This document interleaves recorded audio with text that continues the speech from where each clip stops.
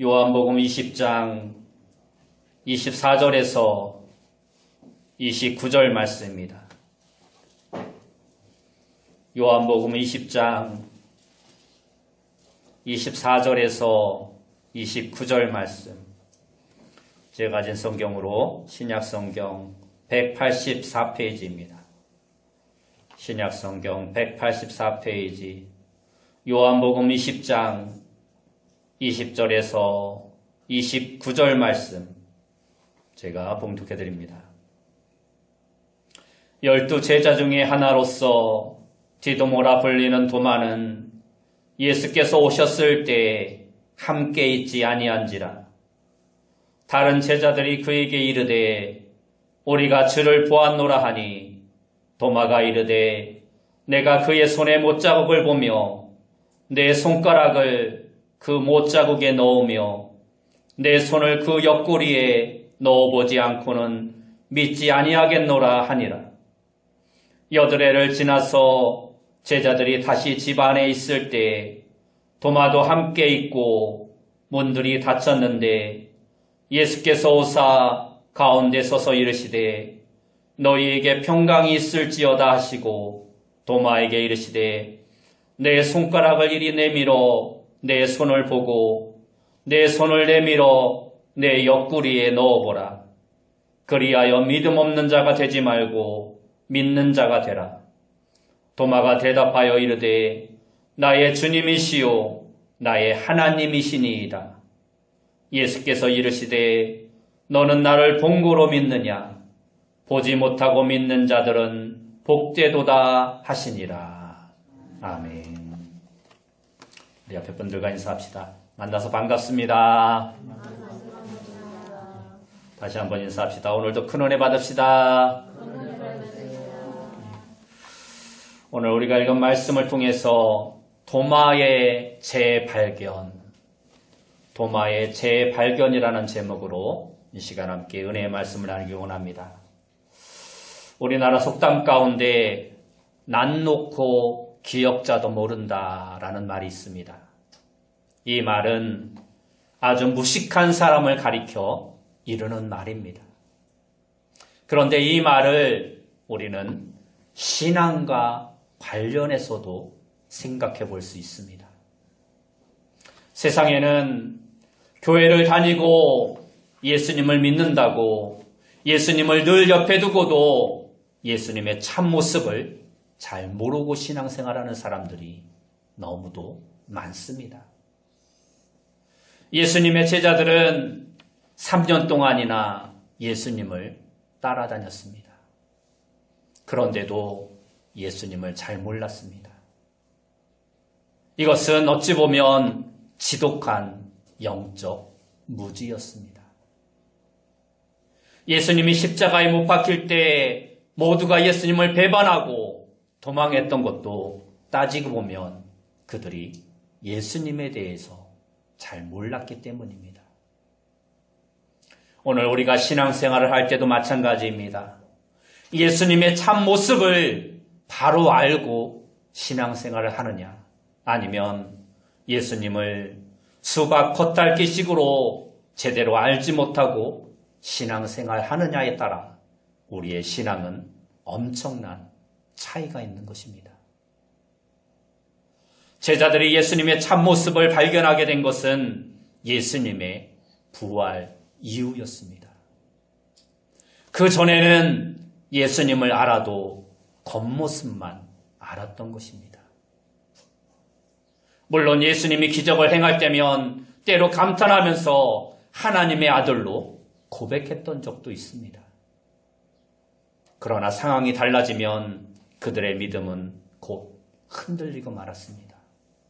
이것은 그들이 아직 예수님의 참모습을 발견하지 못했다는 증거입니다.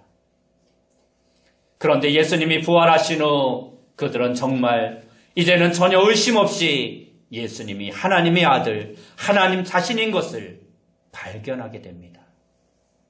이것을 다른 말로 예수님에 대한 재발견이라고 합니다.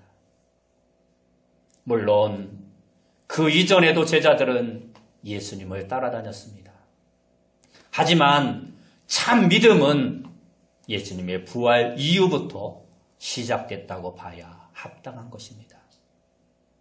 성경을 연구해 보면 부활 이전의 제자들의 삶과 부활 이후의 제자들의 삶은 완전히 달라졌습니다. 여러분, 혹시 우리도 부활 이전의 제자들의 믿음과 같지 않은지 우리의 믿음을 살펴보아야 합니다. 교회에는 다니지만 예수를 믿노라는 하지만 정말 예수님의 참모습을 발견하지 못한 채 아무 힘없이 아무 능력 없이 신앙생활하고 있지는 않은지 우리의 삶을 돌아보아야 합니다.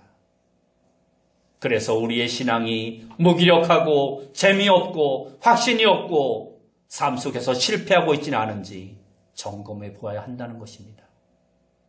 만일 그렇다면 우리도 예수님을 다시 만나야 합니다. 예수님의 참 모습을 재발견해야 합니다. 그럴 때 우리의 신앙이 달라질 수 있습니다. 그럴 때 질적으로 성숙해지고 살아 약동하는 신앙인이 될 수 있는 것입니다.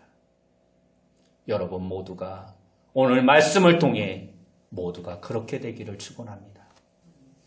오늘 읽은 본문은 예수님이 부활하신 후 제자들에게 그 중에서도 특별히 도마에게 나타나신 사건을 기록하고 있습니다. 도마는 이 사건을 계기로 예수님을 전혀 다르게 인식하게 됩니다. 예수님은 항상 동일하셨지만 도마는 예수님의 참 모습을 이제야 비로소 발견하게 된 것입니다. 이른바 예수님을 재발견한 것입니다. 이것이 도마의 신앙을 변화시켰고 그의 인생을 새롭게 바꾸었습니다. 오늘 우리도 도마가 부활하신 예수님을 다시 만나 예수님을 새롭게 발견하는 그 과정을 함께 살펴보면서 우리도 도마와 같이 예수님에 대한 재발견의 과정을 거치기를 소원합니다. 그래서 우리의 신앙도 변화되고 우리의 인생이 새로워지기를 소원합니다. 첫 번째로 의심 많았던 도마는 오늘날 상식으로 사는 사람과 같습니다. 제자들은 예수님의 부활 소식을 이미 들었습니다. 그런데도 아직 확신이 없었습니다. 설마 죽은 사람이 다시 살아났을 리 없다고 생각했습니다. 아직도 마음 한구석에 이러한 의심이 있었던 것입니다. 그래서 그들은 불안한 가운데 문을 닫고 모여 있었습니다. 그런데 그러한 제자들 가운데 예수님이 나타나셨습니다. 19절에 보면 안식 후 첫날이라고 말씀하고 있습니다. 이날은 예수님이 부활하신 바로 그날입니다. 그날은 지금의 주일에 해당합니다. 그러니까 주일은 예수님의 부활을 기념하는 날입니다. 그래서 신약시대에는 안식일 대신 주일을 지키는 것입니다. 분명 문을 꼭 닫아놓았는데 문도 열지 않고 예수님이 불현듯 나타나신 것입니다.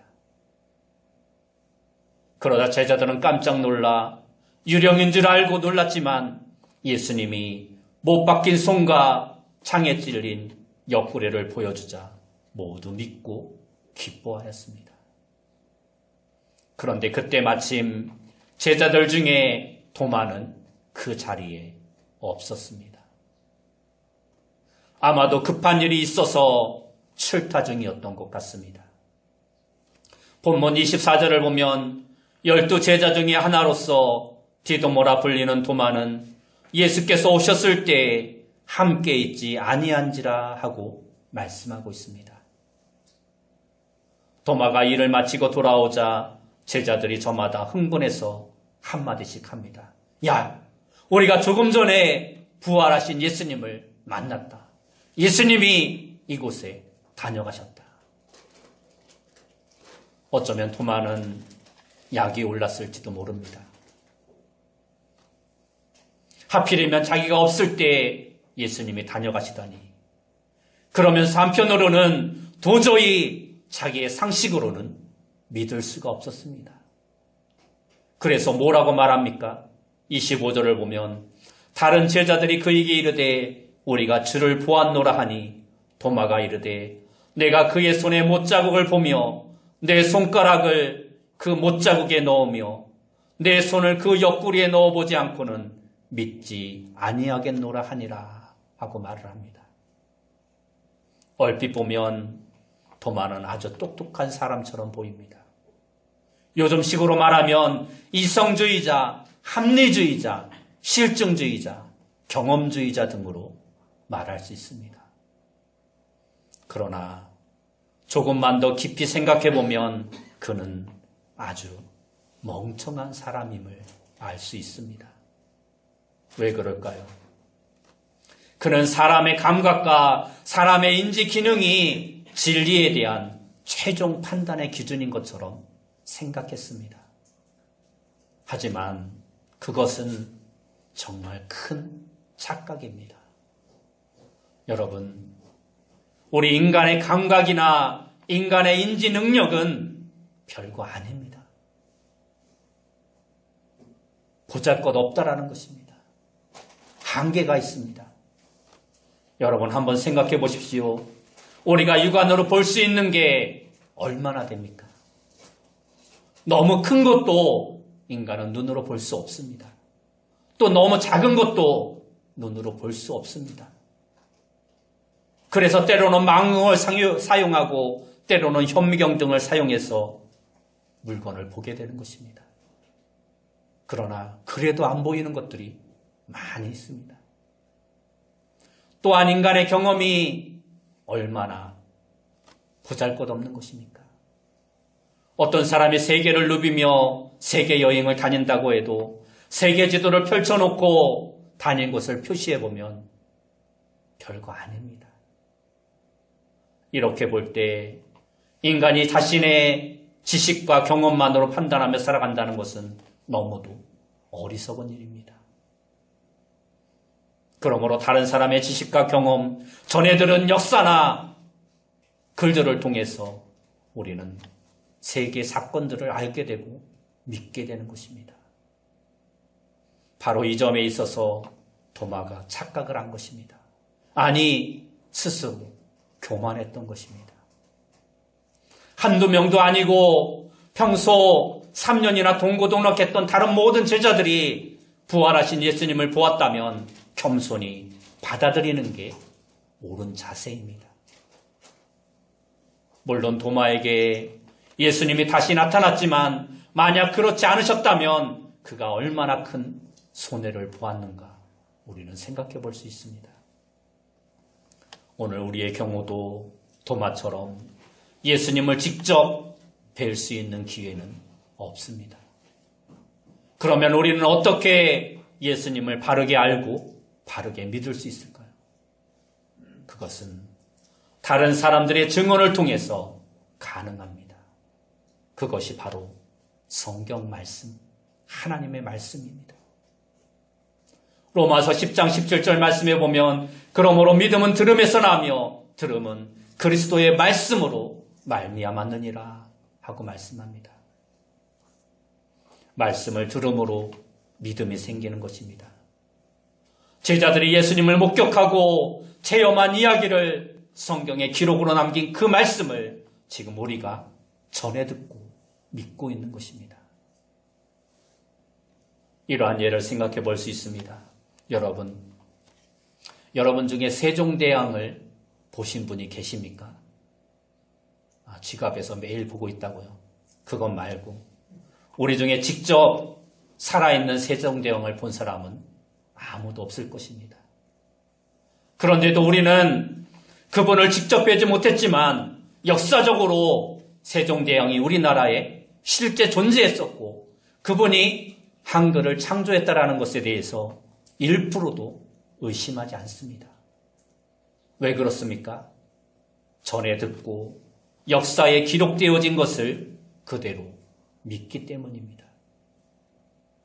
여러분은 여러분의 부모님이 정말 여러분의 친부모라는 것을 어떻게 믿습니까? 나를 낳는 것을 직접 보았습니까? 기억이 납니까? 그런 사람은 아무도 없을 것입니다. 갓난아기가 무엇을 보고 무엇을 기억하겠습니까? 그러나 그렇지 않아도 그분이 우리의 부모님이라는 것을 우리는 다 믿습니다. 왜? 우리를 사랑해 주니까. 여러모로 닮은 것이 많으니까 그대로 믿는 것입니다. 우리의 신앙도 이와 마찬가지입니다. 우리가 예수님을 보지 못했지만 그분을 보고 체험한 사람들이 남긴 성경 말씀을 통해 우리는 얼마든지 예수님을 믿고 따를 수 있는 것입니다. 그래서 예수님이 도마에게 뭐라고 말씀하십니까? 29절에 보면 예수께서 이르시되 너는 나를 본 거로 믿느냐? 보지 못하고 믿는 자들은 복되도다 하시니라 하고 말씀하고 있는 것입니다. 베드로전서 1장 8절과 9절 말씀에도 보면 이와 비슷한 말씀이 나오고 있습니다. 예수를 너희가 보지 못하였으나 사랑하는도다. 이제도 보지 못하나 믿고 말할 수 없는 영광스러운 즐거움으로 기뻐하니 믿음의 결국 곧 영혼의 구원을 받음이라 하고 말씀합니다. 여러분, 우리에게 때로 의심이 생길 수 있습니다. 의심이 생기는 것 그 자체를 탓할 수는 없는 것입니다. 그러나 그 의심을 그대로 방치하면 의심이 불신앙이 되고 결국은 믿음을 떠나 우리에게 큰 손해를 끼치게 되는 것입니다. 그러므로 의심의 문제는 속히 해결해야 합니다. 그러기 위해 우리는 날마다 하나님의 말씀을 가까이 하는 자가 되어야 합니다. 예수님이 정말 하나님이신지 아닌지, 우리의 구주인지 아닌지 말씀을 통해 판단할 수 있어야 합니다. 막말로 하나님의 말씀을 읽고 연구하고 알아보아서 아니면 걷어치우고 정말로 그것이 진리라면 더 열심히 최선을 다하여 신앙생활해야 마땅한 것입니다. 의심의 문제는 심지어 부정적으로 접근해도 우리가 말씀 앞에 나아가기만 하면 반드시 해결되어집니다. 왜냐하면 하나님의 말씀은 살아있고 운동력이 있기 때문입니다. 그리고 무엇보다 예수님은 지금도 분명히 살아계신 하나님이시기 때문입니다. 여러분, 영화 배너라는 영화를 한 번쯤 보시고 아실 것입니다. 이 영화는 본래 뉴 앨리스라는 장군이며 소설가인 사람이 쓴 소설책입니다. 그는 신이 없다고 믿는 무신론자 친구 잉거솔과 함께 많은 사람들을 미혹하고 있는 기독교의 거짓됨을 증명해내겠다고 생각하며 책을 쓰기 위해 성경을 연구하기 시작했습니다. 무려 2년 동안이나 전 세계에서 수많은 자료들을 수집하고 성경을 연구하는 가운데 책을 쓰기 시작했습니다. 그러나 성경을 연구하면 할수록 기독교의 거짓됨은 하나도 발견할 수 없었고 오히려 그것은 진리라는 것을 깨닫게 됩니다. 그래서 그의 책 제2장을 접어들면서 그는 자신의 펜을 꽂고 예수 그리스도 앞에 무릎을 꿇고 당신은 나의 주, 나의 하나님입니다 하고 고백을 합니다. 그 후에 쓴 소설이 바로 배너라는 소설입니다. 여기서 주인공 배너는 처음에는 귀족이었으나 노예로 팔려가며 신을 부인하고 예수님을 부인했지만 결국 예수님을 구주로 믿게 됩니다. 아무쪼록 여러분도 겸손한 마음으로 날마다 하나님의 말씀을 가까이 하시기 바랍니다. 그래서 의심을 이기고 확실한 믿음 가운데 살아가는 귀한 성도님들 되시기 바랍니다. 두 번째로 확신하는 도마는 신앙으로 사는 사람과 같습니다. 그렇게 의심하던 도마에게 예수님이 나타나셨습니다. 26절과 27절 말씀을 보면 여드레를 지나서 제자들이 다시 집 안에 있을 때 도마도 함께 있고 문들이 닫혔는데 예수께서 오사 가운데 서서 이르시되 너희에게 평강이 있을지어다 하시고 도마에게 이르시되 내 손가락을 이리 내밀어 내 손을 보고 내 손을 내밀어 내 옆구리에 넣어보라. 그리하여 믿음 없는 자가 되지 말고 믿는 자가 되라 말씀하십니다. 여기서 여드레를 지나서라는 말은 예수님이 일주일 후에 다시 나타나셨음을 의미합니다. 처음 나타나신 것이 안식 후 첫날, 지금의 주일입니다. 그리고 이번에도 주일에 또다시 예수님이 나타나신 것입니다. 예수님께서 나타나셔서 뭐라고 말씀하십니까? 너희에게 평강이 있을지어다 하시고 도마에게 이르시되 내 손가락을 이리 내밀어 내 손을 보고 내 손을 내밀어 내 옆구리에 넣어보라. 그리하여 믿음 없는 자가 되지 말고 믿는 자가 되라 말씀합니다. 여러분, 한번 상상해 보십시오. 이 말을 듣고 도마가 얼마나 놀랬을까요? 마치 자기가 일주일 전에 한 말을 옆에서 들은 것처럼 예수님께서 그대로 말씀하고 있는 것입니다. 그 말씀 앞에 도마가 예수님을 직접 만졌는지 아닌지는 분명하게 나와 있지 않습니다. 그러나 최소한 도마는 자신의 눈으로 확인했을 것입니다. 그는 부인할 수 없었고 이내 주님 앞에 엎드려 이렇게 고백합니다. 28절 말씀에 오면 도마가 대답하여 이르되 나의 주님이시오 나의 하나님이시니이다. 이것은 위대한 신앙 고백입니다. 도마는 이전에도 예수님을 알고 있었지만 바로 이 시간 예수님을 새롭게 만난 것입니다.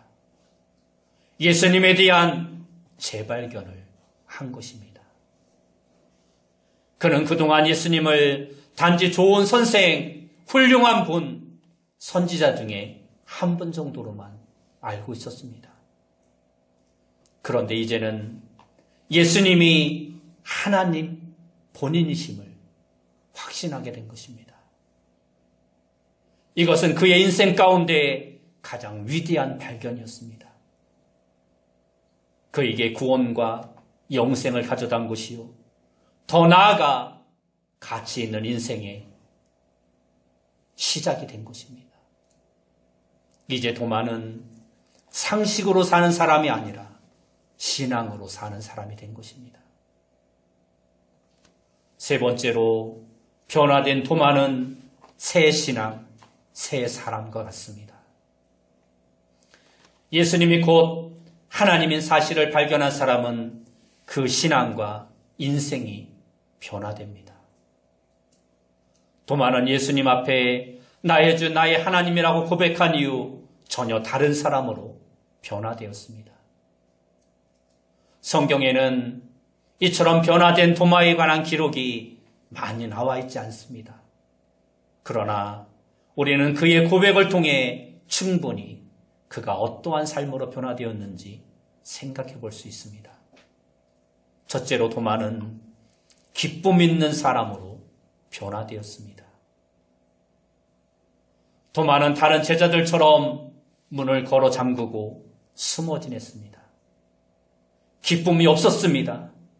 그러나 이제는 기쁨으로 감격하며 예수님 앞에 나의 주, 나의 하나님이라고 외칩니다.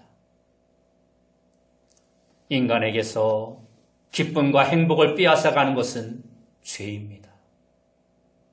모든 문제의 근원이 바로 이 죄에서부터 시작됩니다.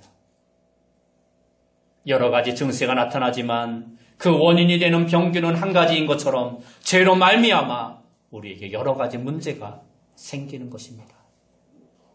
그러므로 예수님을 만나서 속죄의 은혜를 받으면 우리의 영혼에 기쁨이 넘치게 되는 것입니다. 사마리아 여인을 보면 그녀는 고달픈 인생을 살았습니다. 행복을 찾아다녔지만 날마다 죄의식과 수치심 속에 동네 사람들도 만나기 싫어했습니다. 그래서 사람들의 낯을 피해 뜨거운 태양이 내리쬐는 정오에 우물가에 나와 물을 길 정도였습니다. 처음 예수님을 보았을 때도 그는 단지 평범한 유대인 남자로 생각했습니다. 그런데 대화를 나누면서 예수님이 평범하지 않다라는 것을 느끼게 됩니다. 그리고 예수님이 메시아인 것을 깨닫게 됩니다. 예수님에 대한 재발견을 한 것입니다. 예수님은 영원히 목마르지 않는 생명수임을 발견하게 된 것입니다. 그러자 그녀는 물동이를 버려두고 동네 사람들에게 가서 외칩니다. 내가 메시아를 만났다. 그녀에게 있어서 무슨 환경이나 조건이 달라진 것이 없습니다. 걱정거리나 문제가 해결된 것이 없습니다. 그대로였습니다. 그러나 예수님을 만나고 나니까 모든 근심과 걱정, 부끄러움과 수치가 사라져 기쁨이 충만해졌던 것입니다. 누구든지 예수님을 만나면 이렇게 변화되어지는 것입니다. 두 번째로 도마는 용기 있는 사람으로 변화되었습니다. 도마는 예수님을 만난 이후에 겁이 없어집니다. 그래서 제자들과 함께 담대히 복음을 증거합니다. 세상에는 두려운 게 많습니다. 그 두려움 때문에 사람들은 돈을 모으고 권세를 얻으려 노력합니다. 그러나 그런 것들로 두려움이 해결되지 않습니다. 아니, 오히려 소유하면 소유할수록 더 큰 두려움이 우리에게 찾아오게 됩니다. 이처럼 세상 것들은 우리의 두려움을 해결해 주지 못합니다. 그러나 예수님이 하나님이라는 사실을 발견하면 우리는 담대함을 얻게 되는 것입니다. 세 번째로 도마는 능력 있는 사람으로 변화되었습니다. 도마가 이후에 어떻게 살았는지 성경에 자세한 기록은 없습니다. 그러나 우리는 사도행전에 나오는 제자들의 행적을 통해 도마의 활동을 추측해 볼 수 있습니다. 성경에 특별히 도마의 이름이 따로 고명되지 않아도 사도들이 예수님의 이름으로 많은 능력을 행했다라는 기록이 여러 곳에서 나오고 있습니다. 바로 거기에 도마의 이름도 포함되어 있는 것입니다. 사도들 자신에게 능력이 있었던 것이 아니라 예수님의 이름이 능력이 있었던 것입니다. 왜 그렇습니까? 예수님은 살아계신 하나님이시기 때문입니다. 죽은 자는 아무리 과거에 대단했더라도 아무런 능력이 없습니다. 그 이름을 대도 아무 일도 일어나지 않습니다. 그러나 제자들은 부활하신 예수님의 이름으로 안진뱅이도 일으키고 귀신을 물리치고 병든 자들을 치료하였습니다. 심지어 바울은 그의 손수건만 얹어도 병이 낫고 악한 귀신들이 물러갔습니다. 여러분도 살아계신 예수님을 만나 그 능력을 체험하시기 바랍니다. 그래서 우리 앞에 있는 질병도 문제도 고통도 다 물리칠 수 있는 능력의 사람으로 변화되시길 바랍니다. 마지막 네 번째로 도마는 목적 있는 사람으로 변화되었습니다. 도마는 예수님을 다시 만난 이후에 그의 인생의 목적이 달라졌습니다. 이전에는 다른 제자들과 마찬가지로 세상에 속한 관심이 그의 인생의 목표의 전부였습니다. 3년이나 예수님을 따라다녔지만 늘 마음속에 예수님을 따라다니면서 먹고 사는 문제나 해결하고 예수님이 혹시라도 로마를 물리치고 이스라엘의 왕이라도 되면 출세할 수 있으려나 하는 궁리만 했을 뿐입니다. 그러나 이제는 달라졌습니다. 그는 이제 오직 복음을 위해 살아가는 자가 되었습니다. 전해지는 이야기에 의하면 도마는 멀리 인도까지 가서 복음을 전하다가 체포되어 창에 찔려 순교를 당했다라고 말씀하고 있습니다. 우리가 무슨 일을 하든지 인생의 목적이 분명해야 합니다. 이 세상 것에만 매달려 살면 안 됩니다. 세상 것은 다 수단에 불과합니다. 오직 우리는 하나님의 영광을 위하여, 복음을 위하여 사는 후회 없는 인생을 살아가는 자가 되어야 합니다. 여러분은 신앙생활을 얼마나 오래 하셨습니까? 중요한 것은 내가 몇 년을 예수 믿고 몇 년을 교회에 다녔다는 것이 중요한 것이 아닙니다. 오늘 도마처럼 우리는 예수님을 제대로 만나야 합니다. 하나님으로 만나야 하고 우리의 구원자로 만나야 하고 살아계신 하나님으로 만나야 하는 것입니다. 우리의 믿음에 있어서 이것이 중요한 것입니다. 나는 정말 하나님이신 예수님을 만났는가? 만약 이 질문에 분명한 대답을 할 수 없다면 우리도 도마처럼 예수님을, 부활하신 주님을 다시 만나야 합니다. 예수님을 재발견해야 합니다. 여러분 모두가 이 부활의 날을 맞이하여 부활하신 살아계신 예수님을 다시 만나심으로 도마와 같은 믿음으로 변화되어 기쁨과 용기와 능력을 얻어 복된 삶을 살아가는 귀한 성도님들이 다 되시길 예수님의 이름으로 축원합니다. 기도하겠습니다. 사랑하는 주님, 우리가 10년, 20년 신앙생활했지만 수박 겉핥기식으로 예수님을 제대로 알지 못한 채 늘 좌절과 절망과 슬픔 가운데 신앙생활 하지는 않았는가? 내 삶을 돌아보게 하시고 오늘 도마가 부활하신 주님을 다시 만나 그의 삶이 변화되어지고 그의 인생의 목적이 달라졌던 것처럼 오늘 우리도 부활하신 예수님을 새롭게 재발견하고 다시 만남으로 우리의 신앙이, 우리의 인생이 바뀌어지는 귀한 시간이 되어줄 수 있도록 인도하여 주옵소서. 예수님의 이름으로 기도드리옵나이다.